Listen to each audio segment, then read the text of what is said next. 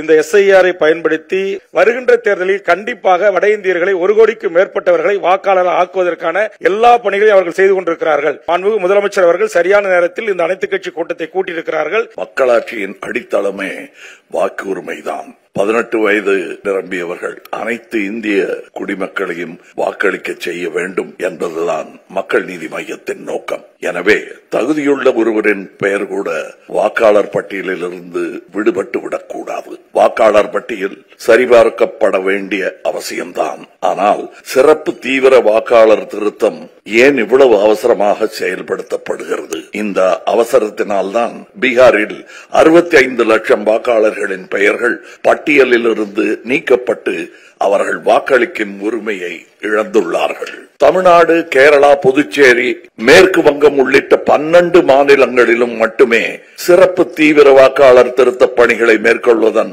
உள்நோக்கம் உண்மையில் வாக்காளர் பட்டியலை சரி செய்வதா அல்லது வேறு ஏதேனும் உள்ளதா? இந்திய தேர்தல் ஆணையத்தின் மீதான நம்பிக்கை வரலாற்றில் இல்லாத அளவுக்கு குறைந்து விட்டது. கர்நாடகா, மகாராஷ்டிராவில் வாக்கு திருட்டு சம்பவங்கள் தொடர்பாக எழுந்த நியாயமான சந்தேகங்கள் இதுவரை தீர்க்கப்படவில்லை. வாக்குச்சாவடிகளில் பதிவு செய்யப்பட்ட CCTV காட்சிகள் வெளியிடப்படுவதில் ஏன் தயக்கம்? அலுவலர்கள் சென்றபோது வீட்டில் ஆளில்லை என்று கூறியோ அபத்தமான காரணங்களை தெரிவித்தோ தகுதியுடைய ஒருவரின் பெயரை கூட பட்டியலில் இருந்து நீக்கிவிடக்கூடாது. சிறப்பு தீவிர திருத்த பணி வாக்காளர் பட்டியலில் உள்ள குறைகளை தீர்க்க வேண்டும். மேலும் புதிய பிரச்சனைகளை கொண்டு வந்து விடக்கூடாது. தேர்தல் ஆணையம் மீதான அவநம்பிக்கை ஜனநாயகத்திற்கு ஆபத்தானது. நடுநிலைமையுடன் செயல்படுகிறோம் என்பதை நிரூபிக்கும் பொறுப்பு தேர்தல் ஆணையத்திற்கு உள்ளது. எனவே அவசர கோலத்தில் சிறப்பு தீவிர வாக்காளர் திருத்த பணிகளை மேற்கொள்ளாமல் நிதானமாகவும் முழுமையாகவும் இப்பணியை 2026 தமிழ்நாடு சட்டமன்ற தேர்தல் முடிந்த பிறகு மேற்கொள்ள வேண்டும் என்பதே மக்கள் நீதி மையத்தின் நிலைப்பாடு. அனைத்து தலைவர் பெருமக்களுக்கும் என்னுடைய பணிவார்ந்த வணக்கத்தை தெரிவித்துக் கொள்கிறேன். SIR என்னும் ஆபத்தை எதிர்கொள்வதற்கு மாண்புமிகு முதல்வர் அவர்கள் எடுத்துள்ள இந்த அவசர நடவடிக்கையை விடுதலை சிறுத்தைகள் கட்சி வரவேற்கிறது, பாராட்டுகிறது. உரிய கால அறிவிப்புகளையும் செய்துவிட்டார்கள். இதை நாம் எவ்வாறு எதிர்கொள்ளப் போகிறோம் என்பது குறித்து மாண்புமிகு முதல்வர் அவர்கள் ஒரு வரைவு தீர்மானமாக முன்மொழிந்திருக்கிறார். அதனை நாம் வரவேற்கிறோம். இது வாக்குரிமையை குறிவைத்து நிகழ்த்தப்படுகிற ஒரு தாக்குதல் அல்ல, குடியுரிமையை குறிவைத்து நடத்தப்படுகிற ஒரு தாக்குதல். இந்த அரசியல் புரிதல் நமக்கு தேவை. குடியுரிமையை உறுதிப்படுத்துவதற்கான ஆதாரங்களைத்தான் கேட்கிறார்கள். ஆதார் அட்டை வேண்டாம் என்று சொல்வதற்கு அவர்கள் சொல்லுகிற காரணம் இது குடியுரிமையை உறுதிப்படுத்துவதற்கானது அல்ல என்பதுதான். 2002ஆம் ஆண்டு வாக்காளர் பட்டியலில் உங்கள் பெயர் இருந்தால் அதை பொருத்தி பார்க்க வேண்டும் என்று சொல்லுகிறார்கள். காலக்கெடு, அதாவது கால அளவை சொல்லுகிறார். 1987க்கு முன்பு பிறந்திருந்தால் பிறந்த தேதி, முகவரி, தந்தை பெயர் உள்ளிட்ட ஆதாரங்களை காட்ட வேண்டும். 87லிருந்து 2004க்குள் பிறந்திருந்தால், இந்தியாவில் பிறந்திருந்தால் அதற்குரிய பிறந்த தேதி மற்றும் பிறந்த இடம் நிரூபிக்கும் ஆவணத்தை அளிக்க வேண்டும். குடியுரிமையை உறுதிப்படுத்துவதற்கான ஒரு ஏற்பாடு. ஆக இவர்கள் மறைமுகமாக தேர்தல் ஆணையத்தை பயன்படுத்தி குடியுரிமை சட்டத்தை நடைமுறைப்படுத்துவது, NRCயை உருவாக்குவது, அதுதான் இப்ப அவருடைய முக்கியமான நோக்கம். இந்த தேர்தல் வெற்றியோ அல்லது இந்த வாக்குரிமையை பறிப்பது என்பதோ அவருடைய நோக்கம் இல்லை. அவர்களின் இறுதி இலக்கை அறிவிப்பதற்கு NRC தேவைப்படுகிறது. NRCயை நடைமுறைப்படுத்துவதற்கு இந்த தேர்தல் ஆணையத்தை பயன்படுத்துகிறார்கள். இந்த அரசியல் புரிதலோடு தான் இதை நாம் எதிர்கொள்ள இருக்கிறோம். அதாவது தேர்தல் ஆணையம் இந்த வேலையை செய்யறதுக்கு எந்த அதிகாரமும் கிடையாது. இதுக்கு பீப்புள் ரெப்ரசன்டேட்டிவ் ஆக்ட் தான் இருக்கு. அதன் மூலம் தான் வாக்காளர் பட்டியலை சரி செய்யணும். ஏற்கனவே டெலிஷன், அடிஷன், கரெக்ஷன் இந்த வேலைகள் நடந்துகிட்டு தான் இருக்குது. எல்லா காலத்திலும் நடந்திருக்குது. ஒவ்வொரு தேர்தலின் போது நடக்குது. ஒவ்வொரு ஆண்டும் தேர்தல் நேரத்தில் மட்டும் இல்ல, எல்லா ஆண்டுலயும் ஒரு குறிப்பிட்ட காலத்தில் அவங்க அறிவிக்கிறாங்க. அந்த நேரத்தில் நீங்க போய் வாக்காளர் பட்டியலை சரி பார்க்கலாம். டெலிஷன், அடிஷன், கரெக்ஷன்ஸ் இதெல்லாம் செய்யலாம். இது ஏற்கனவே இருக்கிற நடைமுறை தான். SIRங்கிறது இன்னைக்கு எதுக்காக இது கொண்டு வந்திருக்காங்க சொன்னா, அந்த குடியுரிமையை பறிப்பதற்கு NRCயை நடைமுறைப்படுத்துவதற்காகத்தான் இந்த வேலையை திட்டத்தை அவங்க அறிவிச்சிருக்கிறாங்க. இதுதான் மெயினா நம்ம புரிந்து கொள்ள வேண்டிய மிக மிக முக்கியமான செய்தி. இதை நாம் எதிர்கொள்வதற்கு பொலிட்டிக்கலா, துணிச்சலா நாம் சில முடிவை எடுக்க வேண்டியிருக்கிறது. எனவே இந்த வாக்காளர் பட்டியலை சரி பண்றது கூட கைட்லைன்ஸ் இல்லைங்கிறது ஒரு புறம். அதை விட முக்கியமா தேர்தல் நடக்கிற அந்த காலத்தில் ஓராண்டில் இதை செய்யக்கூடாதுங்கிறது சட்டம் இருக்கு. அதுக்கான ஆக்ட் இருக்கு. முன்னால ஒரு வருஷத்துக்கு முன்னாடி நடத்தணும், அல்லது ஒரு தேர்தலுக்கு பின்னால நடத்தணும். தேர்தல் நடத்தி முடிச்சுட்டு செய்ய சொல்லலாம், இல்லைன்னா உச்சநீதிமன்ற தீர்ப்பு வரட்டும், இந்த வழக்கு முடியட்டும், அதுக்கு பிறகு செய்யன்னு சொல்லலாம். என்ஆர்சியை நடைமுறைப்படுத்துவதற்காக செய்றீங்க, அதனால இதை இப்ப நடைமுறைப்படுத்த கூடாது. நாங்க இதை கடுமையாக எதிர்க்கிறோம். தமிழ்நாட்டினுடைய நலன்களையும் உரிமைகளையும் ஜனநாயகத்தையும் பாதுகாப்பதற்கு ஒரு பேராபத்தான ஒரு சூழ்நிலையை எதிர்கொள்வதற்கு ஜனநாயகத்தினுடைய ஆணிவேரையே அறுக்கக்கூடிய வேளையில் மத்திய அரசினுடைய ஏவுதலில் தேர்தல் ஆணையமே முனைந்திருக்கக்கூடிய இந்த நேரத்தில் கருத்துக்களை ஆலோசனைகளை பெற்று அதன் அடிப்படையிலே ஒரு தீர்மானத்தை நிறைவேற்ற வேண்டும் என்று நீங்கள் முடிவெடுத்திருப்பது வரவேற்கத்தக்கது.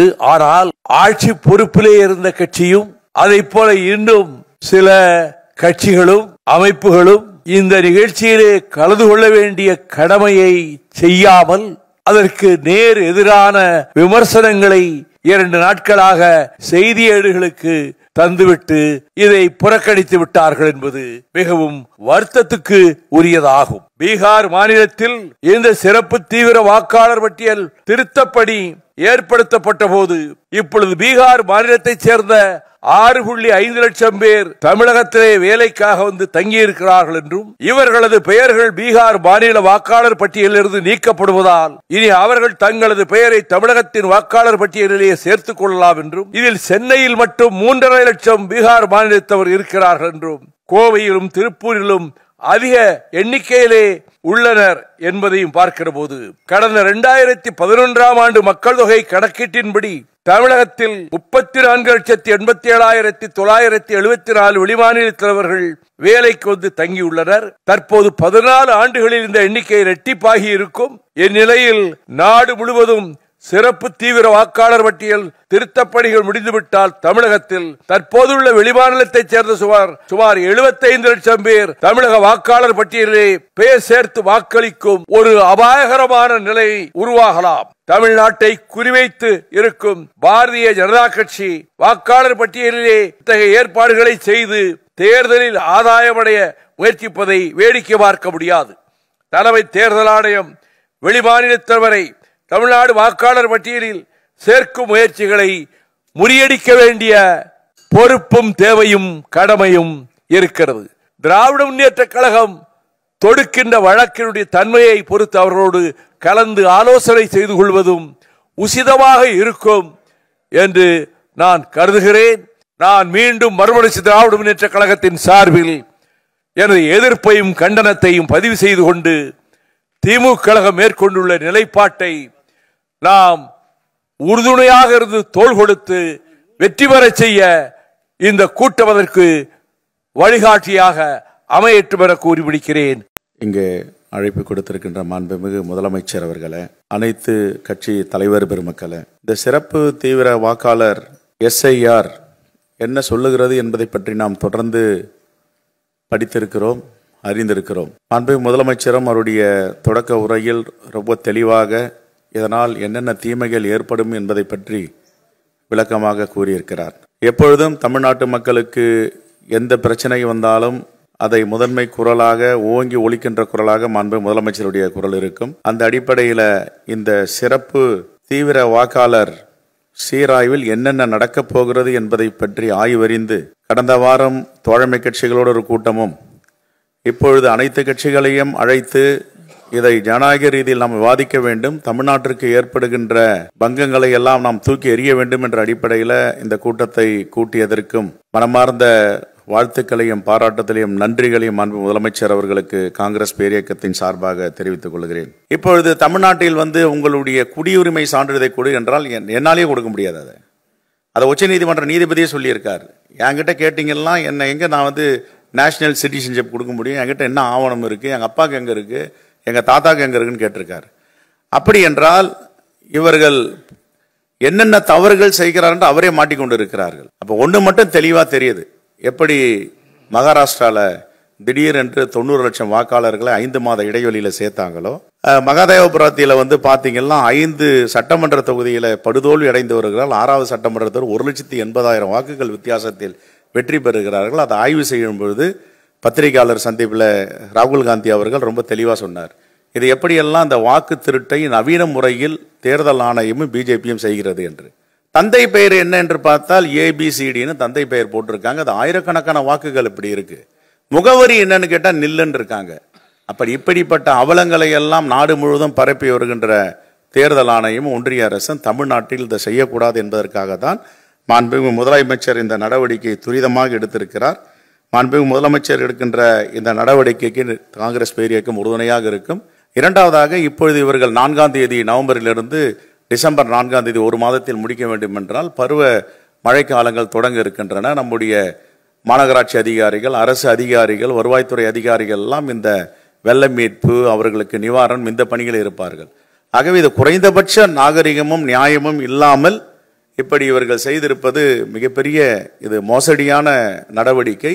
இங்கேயும் நியாயமாக சுதந்திரமாக ஜனநாயக அடிப்படையில் வெற்றி பெற முடியாது என்பதால் குறுக்கு வழியில் எப்படியெல்லாம் தேர்தல் ஆணையத்தை பயன்படுத்தி வெற்றி பெறலாம் என்று பாஜக முயற்சி செய்து கொண்டிருக்கிறது. அதற்கும் தமிழ்நாட்டுடைய உரிமையெல்லாம் தாரை வார்த்து கொடுத்தவர்கள் இப்பொழுது மீண்டும் வாக்கு அதிகாரத்தையும் வாக்கு உரிமையும் அரசியலமைப்பு சட்டத்தின் பால் பெற்றுக் கொடுத்த உரிமைகளை அவர்கள் எடுப்பதற்கு உறுதுணையாக இருக்கிறார்கள்.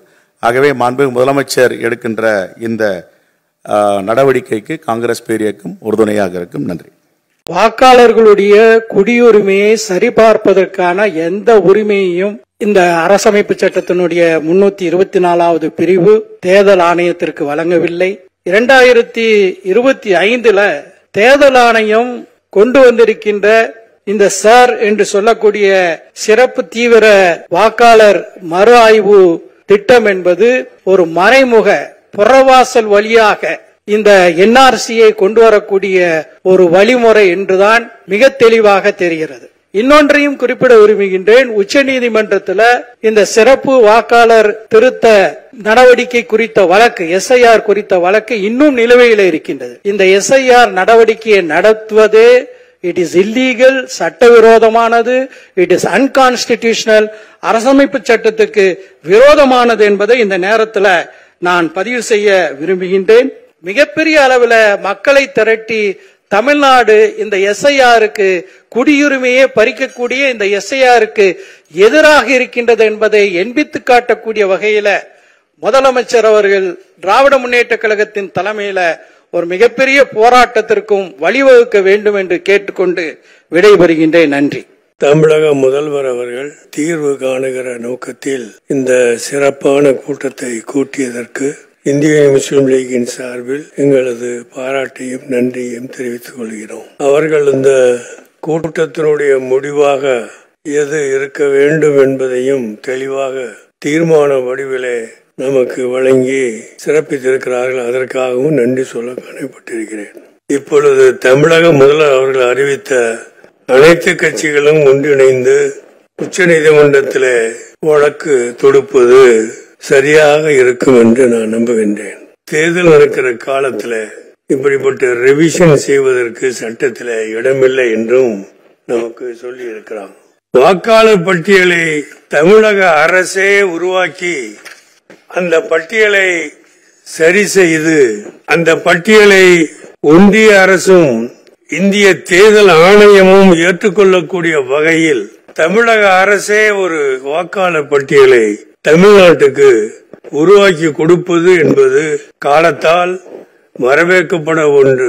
அப்படிப்பட்ட சட்டத்தில் இடமிருக்கக்கூடிய ஒன்றை பயன்படுத்தி இந்த வாக்காளர் பட்டியலை சரி செய்து ஒழுங்குபடுத்தி நாம் நிரந்தரமான ஒரு வாக்காளர் பட்டியலை உருவாக்கி கொண்டிருப்போமானால் தமிழ்நாட்டுக்கு மட்டுமல்ல இந்தியாவில் உள்ள எல்லா மாநிலங்களுக்கும் அது முன்னுதாரணமாக கூட அமையும் என்பதையும் இங்கு அன்போடு தெரிவித்து திராவிட முன்னேற்ற கழகத்தின் தலைவர் என்கிற முறையிலும் தமிழ்நாட்டுடைய மாண்புமிகு முதலமைச்சர் என்ற முறையிலும் அவர்கள் இந்த விவகாரத்தில் எடுத்து வைக்கக்கூடிய ஒவ்வொரு அம்சத்தையும் இந்திய முஸ்லிம் லீகிலே உள்ள நாங்கள் முழுமையாக ஆதரிப்பு அதற்கு ஒத்துழைப்பு கொடுத்து அவர்கள் சொல்லக்கூடிய வழியை பின்பற்றி நடப்பதற்கு நாங்கள் தயாராக இருக்கோம் என்பதையும் தெரிவித்துக் கொள்கிறோம். வாக்காளர் மறுசீரமைப்பு மறு திருத்தம் என்கிற முறையில் இந்திய தேர்தல் ஆணையத்தால் அறிவிக்கப்பட்டிருப்பது எவ்வளவு பெரிய ஆபத்தானது என்பது நம் அனைவருக்குமே தெரியும். அந்த அடிப்படையில் தான் இதை எப்படி எதிர்கொள்வது என்பது சம்பந்தமாக விவாதித்து நாம் அனைவரும் ஒரு ஒருமித்த முடிவுக்கு வர வேண்டும் என்கிற நோக்கத்தோடு தான் இந்த கூட்டம் என்பது இங்கே ஏற்பாடு செய்யப்பட்டிருக்கிறது. மக்களுடைய உரிமைகள் எப்படியெல்லாம் பாதிக்கப்பட இருக்கிறது, வாக்குரிமை எப்படி பறிக்கப்பட இருக்கிறது என்பது சம்பந்தமான ஒரு விழிப்புணர்வை ஏற்படுத்துவது என்பது ரொம்ப ரொம்ப அவசியம். தமிழ்நாடு போன்ற ஒன்றிய பிஜேபி அரசினுடைய மாநில உரிமைகளுக்கு எதிரான அல்லது மக்கள் உரிமைகளுக்கு எதிரான எல்லா பிரச்சனைகளையும் வலிமைக்க எதிர்ப்பு கருத்துக்களை நாம் தொடர்ந்து வற்புறுத்தி வந்திருக்கோம். நம்முடைய எதிர்ப்பை வலிமையாக பதிவு செய்து வந்திருக்கிறோம். ஏதாவது ஒரு வகையில் ஒரு குறைந்தபட்சம் ஒரு கண்டன ஆர்ப்பாட்டம் என்கிற முறையிலாவது ஏதாவது ஒரு போராட்ட நடவடிக்கையில் மக்களை ஈடுபடுத்துவது என்பதும் மார்க்சிஸ்ட் கம்யூனிஸ்ட் கட்சியின் சார்பில் கேட்டுக்கொள்கிறேன். வரைவு தீர்மானம் முன்மொழிகிற இந்த நீதிமன்ற சார்ந்த சட்ட நடவடிக்கைகள் வரவேற்பு உரியது. அது முதற்கட்டமாக எடுத்துக்கொள்ளலாம். வாக்குரிமை என்பது சாதாரணமானதல்ல, அதை குறிவைக்கிறார்கள். உலகத்தில் எந்த நாட்டிலும் இவ்வளவு அரசியல் கட்சி இல்லை, நாம் அனைவரும் அறிந்தது. இவ்வளவு கோடி மக்கள் வாக்களிக்கிற நாடும் இல்லை. தேர்தல் முடிவு வந்தால் அதை இவ்வளவு அமைதியாக ஏற்கிற ஒரு நாகரிக சிந்தனையும் உலகில் இல்லை. அதுபோல ஒரு நாட்டில் நாடாளுமன்றத்தின் உயிராக இருப்பதே அரசியல் நிர்ணய சபையில் டாக்டர் அம்பேத்கர் சொன்னது போன்று ஒரு வாக்கு ஒரு மதிப்பு. இத்தனை ஆண்டுக்கும் பிறகு கூட சமூகத்தில் இன்னும் சமத்துவம் இல்லை, ஜனநாயகம் இல்லை. ஒருவர் பிறப்பால் உயர்வு, இன்னொரு பிறப்பால் தாழ்வு. சட்டம் வளர்ந்து இங்கே உயர்ந்து விட்டது, சட்டத்தின் ஆட்சி முறைதான். ஆனால் 40 கோடி பேருக்கு தேவையான சொத்தை 4 பேர் வைத்திருக்கிறார்கள். நாடாளுமன்றமும் நீதிமன்றமும் வேடிக்கை பார்க்கிறது. எனவே அங்கேயும் ஜனநாயகம் இல்லை, சமத்துவம் இல்லை. நம் கரங்களில் இருக்கிற வாக்கில் தான் ஒரு வாக்கு ஒரு மதிப்பு, சமத்துவம் ஜனநாயகம் தவழ்கிறது. அதன் குரல் வலையை நெரிக்க பார்க்கிற போது தமிழக முதல்வரின் கோபம் நியாயம், தமிழ்நாட்டின் கோபம் நியாயம், நமது கட்சி தலைவர்களின் கோபம் நியாயம். எனவே இந்த கூட்டம் முழு நியாயம். 2 தினங்களுக்கு முன்னால் அதிர்ச்சி தருகிற வகையில் திமுகவால் வடமாநில தொழிலாளர்கள் துன்புறுத்தப்படுகிறார்கள், வடமாநில தொழிலாளர்களை இன்னலுக்குள்ளாக்குகிறது தமிழகம் என்ற அந்த கருத்து இருக்கிறதே, அது ஆபத்தின் முழு வடிவம்.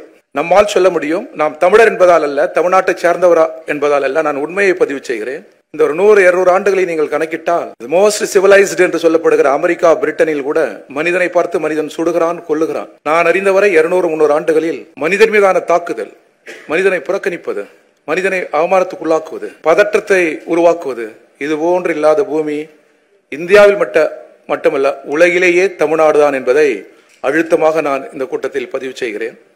இதை அவ்வளவு எளிதில் கடந்து சென்று விடக்கூடாது. இதை நாடாளுமன்றத்தில் கேள்வியாக எழுப்ப வேண்டும். தமிழ்நாட்டிலேயே ஒரு நல்லிணக்க பூமியாக இருக்கிற, ஒரு கூட்டுசேவை பூமியாக இருக்கிற தமிழ்நாட்டின் மீது இவ்வளவு பெரிய தாக்குதலை நாட்டின் பிரதமர் தொடுத்து விட்டு தப்பித்து விடக்கூடாது. எனவே அதற்கு ஒரு காலச்சூழல் வரும். அந்த காலச்சூழலில் நாம் ஒரு உரையாடல் செய்ய வேண்டும். நம்முடைய கவனமெல்லாம் எந்த மூலையில் எந்த திசையில் அவர்கள் வந்தாலும் வெற்றி ஒன்றே குறியாக இருக்க வேண்டும். முதல்வரின் இந்த வரைவை மீண்டும் நான் வரவேற்கிறேன்.